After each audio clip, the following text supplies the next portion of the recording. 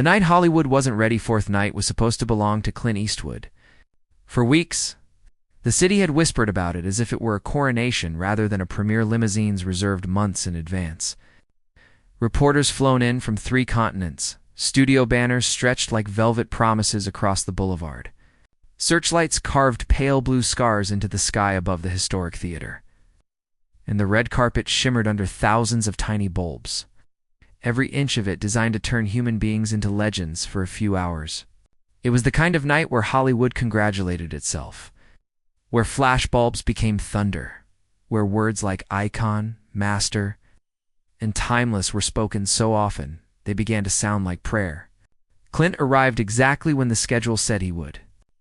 Stepping from the black car with the measured calm of a man who had long since stopped being surprised by spectacle, his face lined not with age, but with the memory of decades spent under harsher lights than these.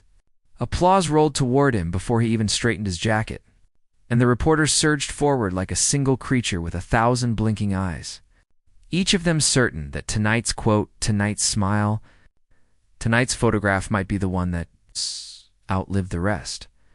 Yet even as microphones were thrust toward him and his name broke again and again from the crowd like a chant, Clint's attention drifted somewhere else, to a place the cameras could not see. Beyond the theater doors, beyond the flood of producers and publicists and sponsors rehearsing their congratulations, there was a quieter corridor that led to an older part of the building, a section few people remembered anymore. Clint had walked those halls earlier in the evening alone, his shoes echoing on stone worn smooth by generations of forgotten footsteps. And in that corridor, tucked behind a door marked only with a faded maintenance sign, he had seen something that unsettled him far more than any standing ovation ever could. It had been a small thing at first, almost unnoticeable, like the first hairline crack in a mirror. A voice, low, familiar, laughing softly in a way that belonged to another era.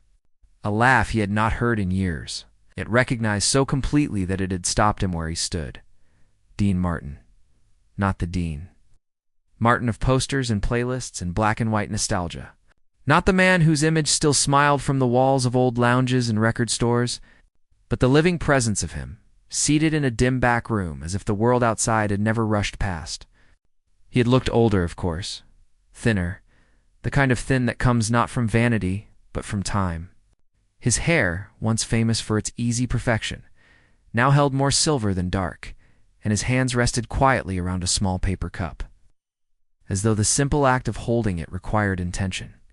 But when he looked up, his eyes had carried the same warmth, the same amused gentleness, the same strange ability to make a room feel less heavy just by acknowledging it. They had talked only briefly then. Clint had crouched beside him, ignoring the crease forming in his tailored trousers, and Dean had smiled at the sight, teasing him in a voice still touched with velvet. "You always did like inconvenient places," Dean had murmured, nodding toward the narrow room. Clint had answered something that barely registered to himself, because what filled him was not conversation, but recognition. The recognition that history was not always where the lights were brightest, and that sometimes the people who shaped you waited quietly where no one thought to look. Now, out on the red carpet, that memory pressed against Clint's chest like a second heartbeat. A reporter asked him about the film's themes. Another shouted a question about awards. Someone called his name again, louder, as if volume could summon more honesty from him. Clint smiled, the practiced curve of his mouth offering the crowd exactly what it expected. But his eyes drifted again, toward the theater doors, toward the place where the noise fell away. He heard, faintly, the echo of Dean's laugh from earlier, and something in him tightened.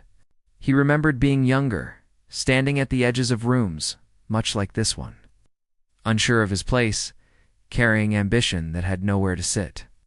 He remembered how Dean had once found him like that, back when both of them were less certain of their footing, and had spoken to him not as a rising star, but as a man, telling him in a voice half-joking and wholly sincere that fame was a guest who never stayed long enough to clean up after himself.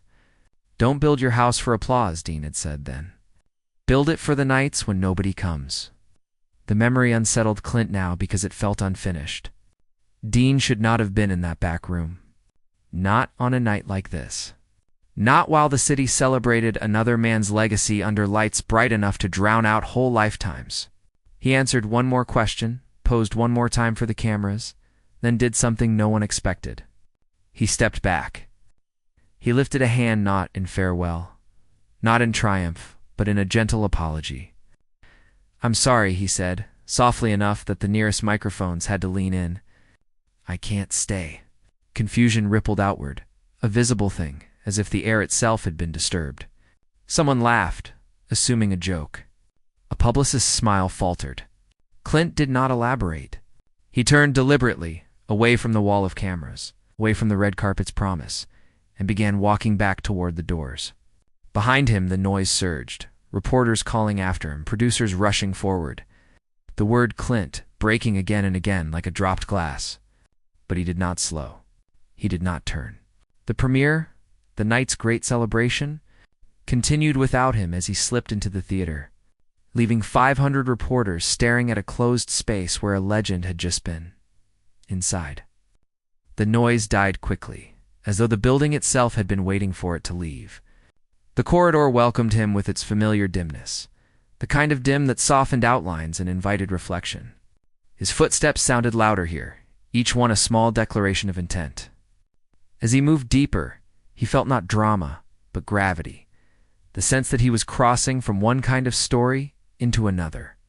The maintenance door stood exactly where he remembered it, paint peeling at the edges, its small sign crooked. He paused before opening it, not from hesitation, but from respect.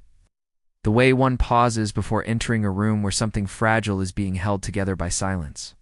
When he opened it, the scent of old wood and faint coffee greeted him, and there Dean was again, seated as before. A folded program resting on his knee, his gaze fixed not on it but on the wall opposite, where a faded photograph of the theater's opening night hung like a ghost of optimism. Dean looked up as Clint entered, and the corners of his mouth lifted. "You're late," he said gently. Clint exhaled something like a laugh. "I was early," he answered, "just not where I needed to be." He took the chair opposite Dean, ignoring the ache in his knees as he lowered himself, and for a moment neither of them spoke. The quiet between them was not empty. It was crowded with decade songs, sung in rooms that no longer existed. Jokes shared between takes, nights that blurred into mornings before either of them had learned the cost of such blurring. Clint noticed how Dean's hands trembled slightly now, how his breath carried a carefulness that had not been there before. He felt unexpectedly a flicker of anger at the world for allowing this private room to be Dean's refuge, while outside it celebrated permanence as if it were owed.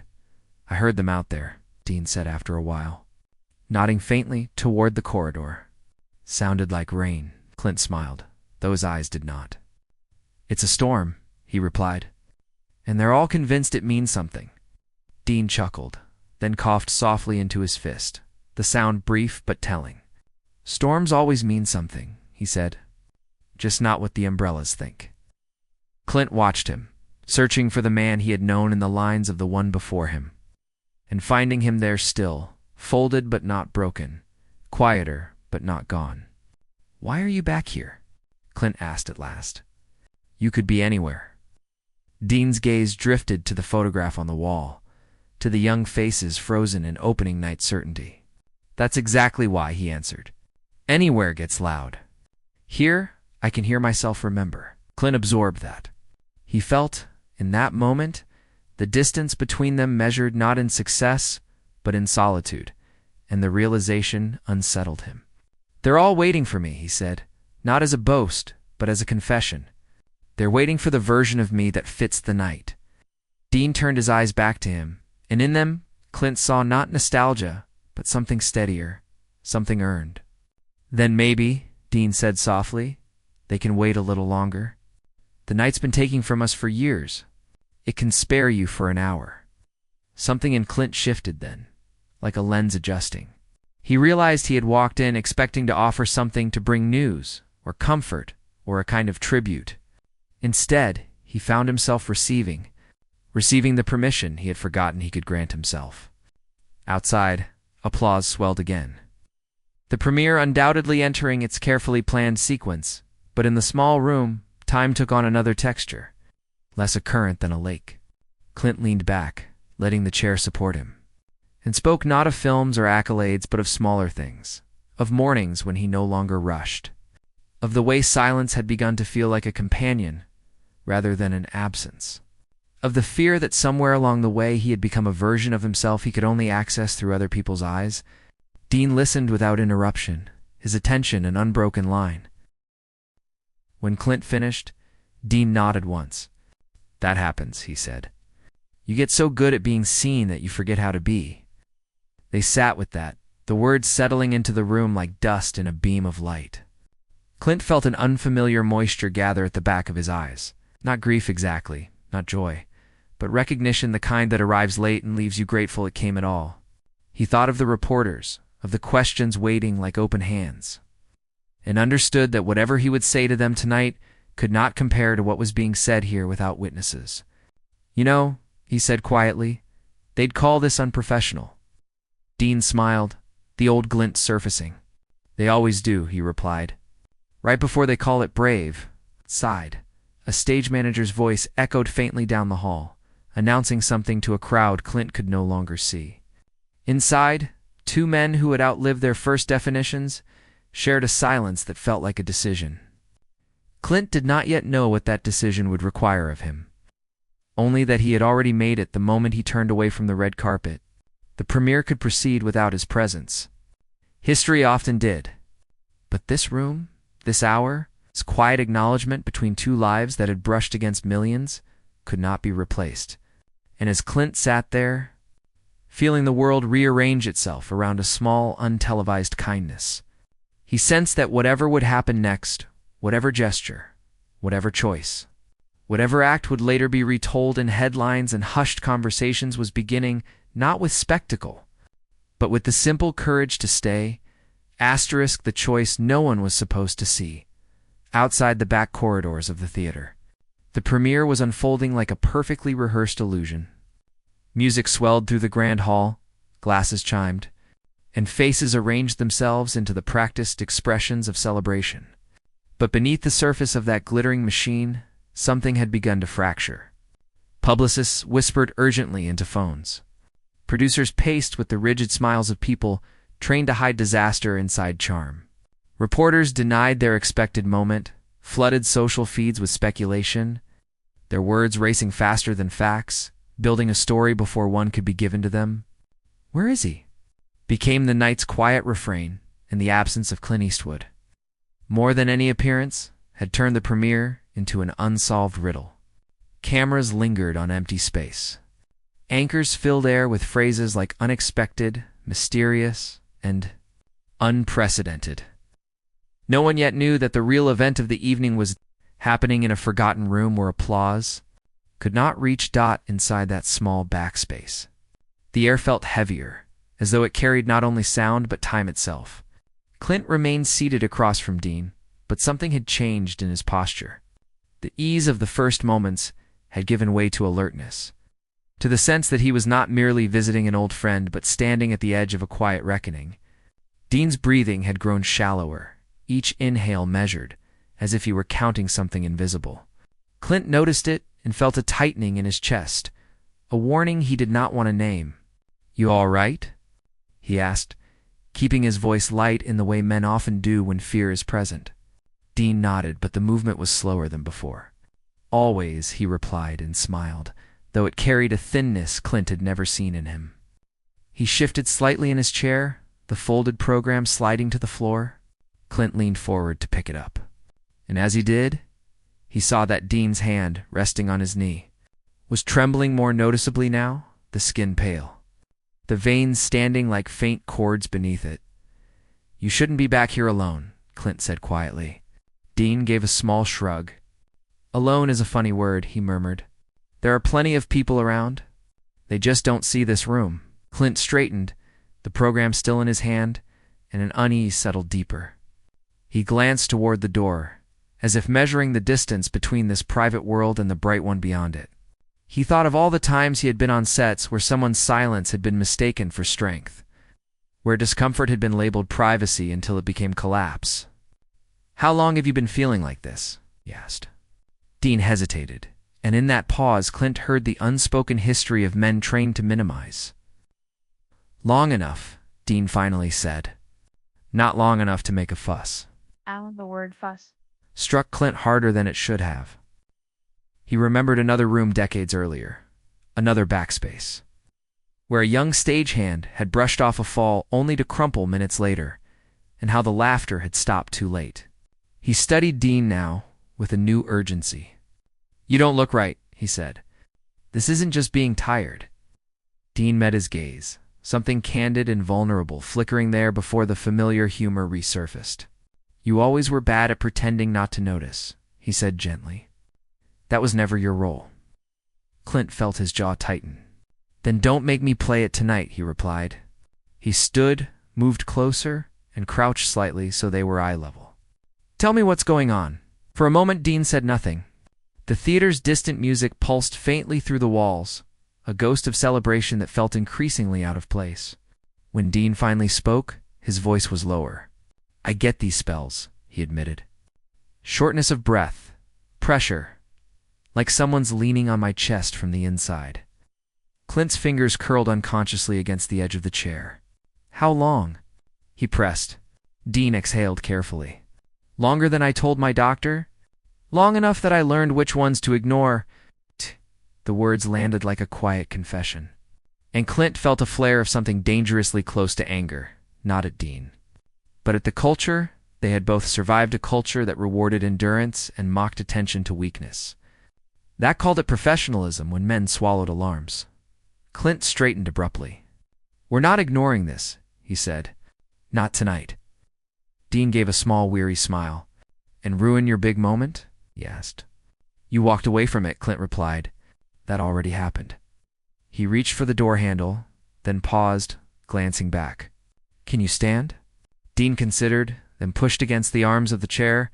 He rose slowly, carefully, but as he did, a subtle sway betrayed him. Clint moved forward instantly, his hand firm at Dean's elbow, grounding him. For a split second, Dean's weight leaned into him, and Clint felt the fragility there, the undeniable truth of a body that had given a lifetime and was now asking to be heard. "Easy," Clint murmured, steadying him. Dean inhaled, then nodded. "All right," he said. "You win this one." They stepped into the corridor together, the door closing softly behind them, sealing the small room's stillness away. The hallway felt longer now, its dimness no longer comforting, but urgent, as if every step were a negotiation. Clint guided Dean carefully. His attention narrowed to the subtle signs, the pace of Dean's breath, the slight tension in his jaw, the way his fingers occasionally tightened against Clint's sleeve. As they moved, voices began to echo closer, the sound of staff and guests drifting from the main areas. Clint could already imagine the shock waiting on the other side of the next turn, the sudden collision between the night's polished narrative and this unplanned reality. He felt no hesitation. Whatever storm awaited them was less important than the one he sensed inside the man beside him. They emerged into a side vestibule, just beyond the main hall, and the contrast was immediate. Light spilled in, bright and relentless, and with it, the low roar of the crowd. A cluster of staff noticed them almost at once, surprise rippling through faces that had been braced for absence. Not this. "Mr. Eastwood," someone began, stepping forward. Clint raised a hand gently, not in command, but in boundary. "We need medical assistance," he said clearly. Now, the word cut through the surrounding chatter, drawing attention like a dropped glass. Eyes turned. Conversations thinned. A young coordinator hesitated only a moment before speaking rapidly into her headset. Another staff member hurried forward with a chair. Dean waved it away faintly. "I'm all right," he said out of habit. Clint did not let go of his arm. "Sit," he said quietly, and Dean did. The premier's current, so carefully managed, began to shift. People closer to the doors noticed the unusual stillness forming there. The way cameras were being subtly redirected, the way producers' smiles tightened into concern. A few reporters, sensing deviation, drifted closer, lenses angling, curiosity sharpening. Clint felt the pull of that attention like heat on his back, but he did not turn. He crouched again in front of Dean, his voice low. "Stay with me," he said, and though Dean's eyes were open, the phrase carried more weight than instruction. Dean nodded, his lips pressed together, and for the first time since Clint had known him, did not offer humor. Minutes stretched. Somewhere, an ambulance siren cut faintly through the city noise, growing louder. Clint became acutely aware of the vulnerability of the moment, of how exposed they were in this half-light between spectacle and service. He saw phones lifting, subtle at first, then less so, and felt a protective instinct rise that surprised him with its force. He shifted his body slightly, placing himself between Dean and the nearest cluster of onlookers. Not aggressively, but unmistakably. "Give him space," he said, and people obeyed. The words carrying a weight that had nothing to do with fame and everything to do with certainty. As they waited, Dean's breathing steadied a fraction, though the strain did not fully ease. He glanced up at Clint, something like gratitude moving behind his eyes. "You didn't have to do this," he murmured. Clint shook his head once. "That's where you're wrong," he replied. "This is exactly what I had to do." The siren grew louder, then cut abruptly as the vehicle arrived. Paramedics moved quickly and efficiently, their presence both reassuring and sobering. They knelt beside Dean, asked measured questions, fitted instruments with practiced ease. Clint remained close, answering when Dean waved him to. His hand still resting on Dean's arm like a promise, by the time they prepared to move Dean onto the stretcher. The vestibule had fallen into a hush that felt almost reverent. Even the reporters, sensing the boundary between story and human moment, lowered their voices. As the paramedics lifted Dean carefully, Clint straightened, then leaned down so his face was near Dean's. "I'm with you," he said simply. Dean's mouth curved faintly. "I know," he replied. When they began to roll the stretcher toward the exit, Clint did not hesitate. He walked alongside, one hand gripping the rail, ignoring the sudden swell of voices behind him, the questions thrown like ropes. The confusion of an industry unaccustomed to being refused. Flashbulbs popped, capturing an image no one had expected, not a legend basking in applause, but a man moving quietly beside another, his expression unguarded, his focus absolute. And as the doors opened and the cool night air rushed in, carrying the sound of the city and the waiting ambulance, Clint felt something settle within him, a recognition that this, not the premiere, not the accolades, not the carefully staged moments, was the truest scene of his career. Because in this unplanned procession, in this fragile convergence of past and present, he was no longer acting, he was choosing. And Hollywood, watching from behind its glass and velvet, had no script prepared for what that choice was about to reveal. Asterisk, the hospital at night did not look like the ones in films. There were no dramatic shadows, no echoing footsteps that felt staged, no orchestral urgency. Instead, there was a quiet that pressed against the ears, a layered stillness, broken only by the soft rhythms of machines and the distant murmurs of staff moving through corridors like careful ghosts. Clint walked beside the stretcher as it rolled beneath long fluorescent panels, each light briefly illuminating Dean's face before surrendering it back to gentler dimness. He studied those features with an attention he had never given a camera frame, noticing how age had not erased the man he knew, but refined him, sharpening certain lines while softening others, as though time itself had been an editor who favored honesty over drama. Dean's eyes were open, tracking the ceiling's passing shapes, and when Clint leaned closer, Dean's gaze shifted to him, steady, despite the vulnerability of his position. "You know," Dean murmured, his voice low but clear, "this wasn't how I pictured seeing you tonight." Clint's mouth tightened into something that was not quite a smile. "Me neither," he replied. "But I'm glad it's this, and not something emptier." They guided Dean into a room that felt less like a stage and more like a small harbor. Curtains were drawn, machines arranged with the neatness of people who work daily with fragility, and the stretcher was eased into place with quiet precision. The paramedics spoke in the measured language of professionals, listing observations, handing off details. their words threading into a clinical tapestry that Clint listened to without truly hearing. What he registered instead was the simple fact that Dean was here, that the night had turned in a direction no one could monetize or premiere, and that whatever followed would be lived rather than announced. When the staff finished their initial checks and the room settled again, Clint took the chair at Dean's bedside, the plastic seat firm and unglamorous, and felt unexpectedly grateful for its discomfort. It reminded him that this moment was real. For a while, neither of them spoke. The silence did not feel like avoidance, but like a mutual respect for the gravity that had arrived with them. Dean's breathing was steadier now, aided by the quiet chorus of the room's instruments, and Clint found himself listening to it the way one listens to waves when lost in thought. Each rise and fall a reassurance that presence remained. He thought of the premiere still unfolding somewhere across the city, of the speeches being made, the glasses lifted, the headlines already forming. He imagined the confusion, the speculation, the neat narratives being built to contain his absence.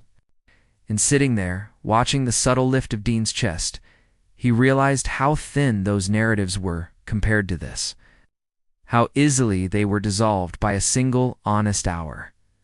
Dean broke the silence first. "You remember," he said softly, "the first time we met?" Clint's eyes lifted from the monitor to Dean's face. "A back room," he answered without hesitation. "You were pretending not to care about the show." Dean smiled faintly. "I was pretending not to care about a lot of things back then," he said. "I thought if I made everything sound like a joke, nothing could really touch me." He paused, his gaze drifting toward the window where the city's distant lights glimmered like a subdued constellation. "Turns out," he continued, "the things you joke about the most are usually the ones that already have." Clint absorbed that. Feeling the truth of it rippled backward through years of banter, of carefully crafted nonchalance. "You taught me something that night," he said. Dean looked back at him, curious. "I did?" Clint nodded. "You told me not to build my house for applause," he said. "I didn't realize how long it would take me to understand what you meant." Dean's eyes softened, and for a moment the famous performer seemed to recede entirely, leaving only a man who had lived long enough to watch his own words return to him with interest. "Did you build it?" he asked quietly. Clint considered the question not as an inventory of achievements, but as an examination of where he felt most at home. He glanced at the chair beneath him, the unadorned room, the steady presence beside him. "I'm still learning where the doors really are," he answered. Outside the room, nurses moved. A doctor's voice rose and fell in the hall, the night continuing its layered work. But inside, the conversation deepened, turning away from careers and toward the softer architecture of life. Dean spoke of mornings when he awoke before the light and felt for the first time the weight of days he could no longer outrun. He spoke of the quiet surprise of discovering that what he missed most was not the stage, but the moments after. When the crowd was gone and only the echo remained, Clint listened, his own reflections surfacing uninvited, the projects he had chosen because they were expected, the invitations accepted because they fit an image, the way time had a habit of narrowing even the widest horizons if one did not actively resist. There was no bitterness in what they shared, only clarity, the kind that comes when there is no longer anything to perform at one point. Dean's voice weakened slightly, and Clint leaned closer. "You all right?" he asked. Dean nodded, then exhaled slowly. "Just tired," he said. Not the sleep kind. The remembering kind, Clint understood. He had felt that fatigue himself, the exhaustion that followed a life lived publicly, where even reflection sometimes felt like a role. He reached out, resting his hand over Dean's, feeling the warmth there, the quiet insistence of life continuing. "You don't have to carry it alone," he said. Dean's fingers tightened faintly around his. "Funny thing," he replied. "I always told people that. Didn't believe it until tonight." The door opened softly, and a doctor entered, explaining test results in calm, deliberate terms. There were concerns, precautions, the need for observation, but also reassurance. The careful balance of honesty and hope that characterized those who stood daily between crisis and continuity. Dean listened, nodding, asking one or two practical questions. Clint watched him, struck by the dignity of the moment, by how courage looked less like defiance and more like presence. When the doctor finished and left, the room reclaimed its quiet. Dean shifted slightly, then looked at Clint with an intentness that suggested something unfinished. "They're going to make a story out of this," he said. "You know that." Clint nodded. "They always do." Dean's gaze held his. "Don't let them make it about spectacle," he said. "If they have to tell it, let it be about the part that doesn't photograph well." Clint felt the words settle into him like a responsibility. He thought of the images already circulating, of the way narratives were shaped by what they could see. "I can't control what they say," he replied, "but I can control what I do next." Dean's mouth curved. "That's usually enough," he said, as the night thinned toward morning. The room grew dimmer, the city beyond the window exchanging its scattered lights for a softer gray. Dean drifted into a light sleep, his breathing deepening, his features easing.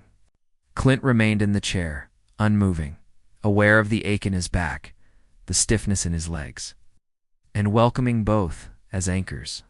He thought of the premiere, now surely ended, of the speeches that would have been given in his absence. He felt no regret.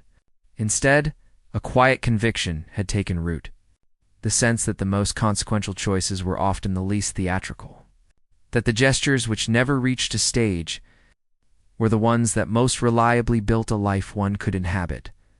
When Dean stirred again, the first light of morning had begun to edge the window. He opened his eyes, finding Clint still there, and something like wonder crossed his face. "You stayed," he said, not as a question. Clint smiled. "You didn't tell me to leave," he answered. Dean's gaze held his, and in it Clint saw not the entertainer, but the friend, the witness of decades. "Then listen," Dean said softly, "because I want you to remember this part. Not the ambulance, not the confusion. This," he gestured faintly between them, to the small shared space, the quiet endurance of companionship. "This is what outlasts the noise." Later that day, when the news finally settled into something less frantic and more reflective, when explanations were offered and the world rearranged the night into something it could digest, the headlines spoke of a premiere abandoned, of a legendary figure's sudden departure, of an unexpected hospital visit. They spoke of loyalty, of mystery, of Hollywood left momentarily without its script.